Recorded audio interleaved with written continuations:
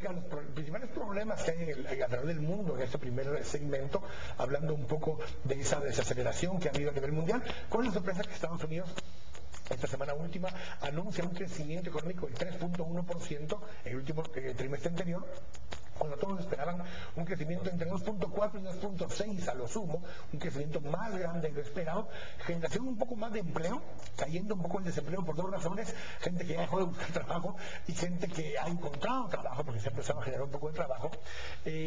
Pero hablemos un poco de dónde viene el crecimiento, de dónde viene el consumo del mundo, porque hablamos de Europa en crisis y que se va a mantener en crisis por un buen tiempo, las potencias especialmente. Hablamos de un Japón que tiene 20 años, está en crisis y no se ve que va a levantar nariz. Hablamos de Estados Unidos, que aunque aparentemente tiene números interesantes, solo hagamos una aritmética sencilla ahí: ¿qué porcentaje del PIB mundial estamos hablando en ese momento? Mira, fácilmente Estados Unidos y Europa suman 55% del mundo, sumale Japón 8%, estamos hablando de un 63%. Y le metes el Reino Unido, tenés 70% del mundo que va a crecer zombie. O sea, zombie es un término que se crece, no estás muerto, pero tampoco estás vivo. O sea, crecimiento vegetativo, así. Y ese va a ser el escenario en los próximos 5, yo diría 10 años en esa parte del mundo. ¿Por qué? Porque ahorita se están desapalancando. Acuérdate que fue un problema de exceso de apalancamiento privado. Se están desapalancando y por eso están dejando de consumir. En algún momento esa estafeta se la tiene que pasar al fisco. En ese momento el fisco va a tener que empezar a restringir su gasto, y entonces ahorita el ajuste lo está haciendo el privado y después lo va a tener que hacer el público. Entonces tenemos comprados 10 años, te diría yo, de crecimiento zombie. En eso la pregunta es el 30% restante. ¿Será que el 30% restante va a jalar al 70%? Yo, por pura aritmética, creo que no, es imposible. Y más, pero un poco identifiquemos el 30%. Sí, los países emergentes como Brasil, los BRICS. El problema está de que estaría bien si preguntémonos qué es lo que está haciendo ese 30%, si son generadores de crecimiento o son seguidores de crecimiento. Proveedores para los consumidores. Y la respuesta es de que esos son seguidores de crecimiento, ellos le venden a alguien que quiere comprar. También partimos del mundo en tres tipos de economías: la economía de consumo principalmente, y que provee tecnología y servicios, que son ese primer mundo del que hablábamos: Europa, Reino Unido, Estados Unidos, Japón. Tenemos un segundo grupo que es el que les provee mucho a ellos ya productos industrializados: China, Corea, Taiwán, todo ese tipo de otros países, Brasil en alguna forma. Y después tenemos los que proveen por la materia prima, los commodities: el café, el azúcar, todo lo que sería el cardamomo, los metales, el petróleo, que son todos los que no están ahí, o sea, de los países árabes que proveen el petróleo y ese tipo de productos, a los países de América Latina y África que producen mucha minería, y países como nosotros que producimos principalmente, para efectos de ellos, todo lo que comen, todos los granos básicos y demás. En eso podemos partir el mundo en esas tres grandes características, y el consumo principal está en ese primer mundo, en ese primer 70% que estábamos hablando. Entonces, bajo eso, como lo planteaste, es bien sencillo saber de que el 30% no va a ser el que genere crecimiento futuro del mundo, sino que va a bailar al ritmo que le esté cantando el 70%. Lo que sí yo creo que sí vale la pena mencionar es que va a haber un reacomodo, van a haber ganadores y perdedores. ¿Por qué? Porque hay que ver bien los patrones de consumo. Si en el primer mundo están dejando de consumir una cosa que tu país produce de ese 30% y prefieren el otro, entonces va a haber un reacomodo. Yo personalmente creo que en ese esquema, en el caso de Guatemala y Centroamérica, salimos ganando. ¿No dejan de comprar café? No va a dejar de comprar lo que nosotros producimos. Y aparte que nosotros tenemos una ventaja, que es ser pequeño. Nos podemos meter en cualquier lado del mundo con un poquito de inteligencia de mercados, un poquito de agresividad. Entonces, el problema son países grandes que dejan de consumir, por ejemplo, cobre. Chile, por ejemplo. No estoy diciendo que va a pasar eso, pero si se desacelera la demanda de cobre de China, Chile va a sufrir mucho porque no tiene dónde colocar. Entonces, pero nosotros no tenemos ese problema, entonces tenemos esa ventaja, ¿verdad? Jonathan, bajo ese esquema justamente, lo decía Pablo hace un momento, está en esa crisis de que se están desapalancando muchos de los países, pero vemos Estados Unidos, el mayor mercado del mundo, con un problema fiscal enorme, donde no logran terminar de ponerse de acuerdo. El presidente Obama incluso dice en la última vez: mire, no piensen en mí, yo ya no me voy a reelegir, yo ya no soy la figura para esto, piensen en la población, yo cedo en algunas cosas y está bien, debo de cobrarle más impuestos a ciertos segmentos económicos pudientes por las teorías que ustedes manejan, pero ustedes también empiecen a pensar en que hay que poder atender a esa población que tiene necesidades. Esa es una crisis enorme que está viendo. Seguro, y además con un impacto mundial, ¿verdad? No es como la reforma fiscal que se logra o no en Guatemala y no en Colombia tengo una decisión enormemente sobre la reforma fiscal. Pero sí, en el caso de Estados Unidos es determinante porque incluso a la larga está determinando la estructura, las posibilidades de continuar siendo un país con transformación productiva, con ciertas garantías para el empresario que intenta exportar sus productos hacia esa economía.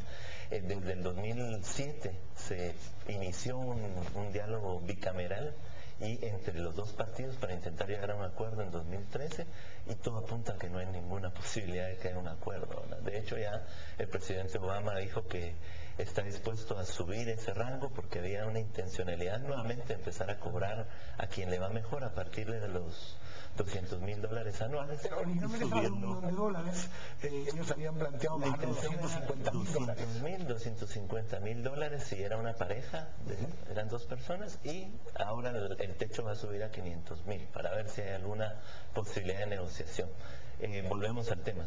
En términos de política fiscal hay graves complicaciones en todo el mundo para llegar a acuerdos. El Fondo Monetario en el último informe económico mundial decía que sí hay un pequeño detalle que la sociedad no está viendo del todo, y es el potencial que tiene la política fiscal para salir o para continuar en la crisis a los países, ¿verdad? Y es que se había supuesto que el impacto del multiplicador fiscal, es decir, cada dólar que se mete en la economía a través de la política fiscal o que sale de la economía, tiene un impacto.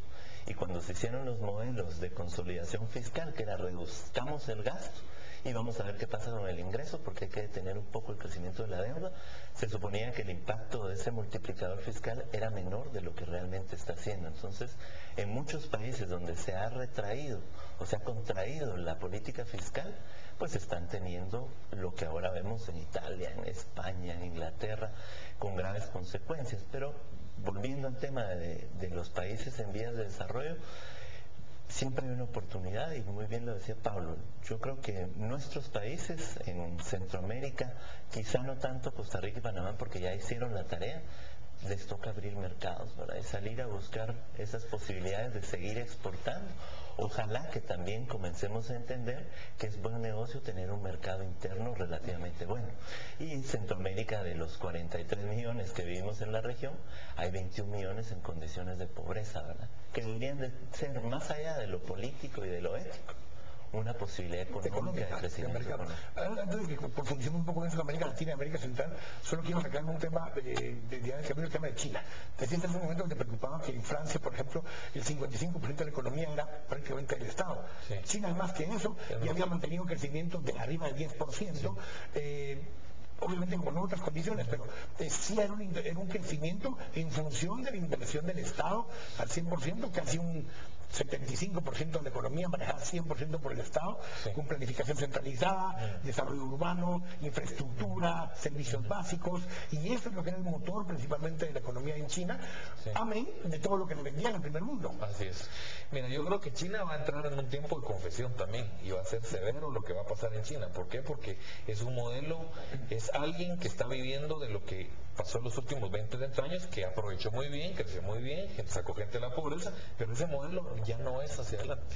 Entonces, el problema está que ahorita con el cambio de mando vamos a ver qué tan la mentalidad del nuevo líder para cambiar esa estructura. No puede seguir invirtiendo a tasas de 50% de la inversión. De hecho, nosotros hicimos un estudio, en la historia del mundo solo han habido 3 episodios donde la inversión como porcentaje del PIB supera el 50%, entonces es sobreinversión. Los 3 han terminado en colapsos. Los 3, no podés invertir 50%. Por lo menos no de una manera sostenible a largo plazo. Es que ni tampoco, diría yo, en un año tampoco, a menos de que si sos un país pequeño y hiciste un megapuerto, a lo mejor te va a impactar ese año pero en un país tan grande, invertir 50% sostenidamente es excesivamente lo que está, las ineficiencias que está generando son muy dramáticas. Yo te lo digo, hay un tramo entre Beijing y Shanghái, o Shenzhen, creo que es la otra ciudad que está ahí, donde lo puedes hacer en un tren bala, 6 carriles de un lado, 6 carriles del otro, y hay 10 vuelos entre esas ciudades ahí, todos van vacíos. Entonces no hay lógica económica en haber hecho esas 3 grandes cosas que son maravillosas, los que han dicho que lo han manejado, pero no tiene la lógica económica. Es como la hablamos la vez pasada, no puedes matar a una mosca con una bazuca.